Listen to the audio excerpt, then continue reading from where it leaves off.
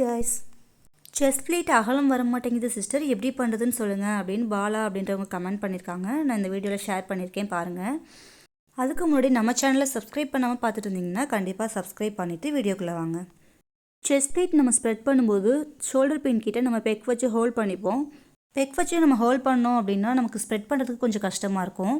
So நீங்கள் ரஃபாக அந்த மாதிரி ஸ்ப்ரெட் பண்ணிவிட்டு அந்த பின் கிட்ட உங்களோட ஒரு கை வச்சு அதை டைட்டாக பிடிச்சிக்கோங்க.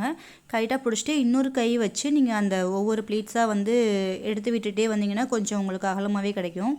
நீங்கள் ஸ்ப்ரெட் பண்ணும்போது உங்களோட கையை வந்து கொஞ்சம் ஃப்ரண்ட்டில் வச்சு நீங்கள் மூவ் பண்ணிங்க அப்படின்னா அந்த ப்ளீட்ஸ் எல்லாமே கொஞ்சம் மூவ் ஆகி கேப் கிடைக்கும் நமக்கு. உங்களோட ஒவ்வொரு ப்ளீட்ஸுமே வந்துட்டு ஈவனாக இருக்கா அப்படின்னு செக் பண்ணிக்கோங்க. ஒரு ரெண்டு லைன் வர மாதிரி உங்களோட மிடில் ஃபிங்கரில் ஒரு 2 லைன் வர மாதிரி வச்சு நீங்கள் பண்ணிங்கனாலே நல்லா அகலமாகவே கிடைக்கும் உங்களுக்கு. உங்களோட மிடில் ஃபிங்கர் வந்து எந்த ஹைட்டில் வந்து நீங்கள் மெஷர் பண்ணணும் அப்படின்ற டவுட் இருக்கும் இல்லையா?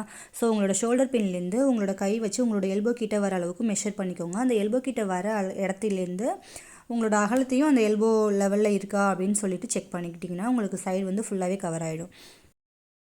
இந்த வீடியோ உங்களுக்கு யூஸ்ஃபுல்லாக இருந்திருக்கும்னு நினைக்கிறேன்.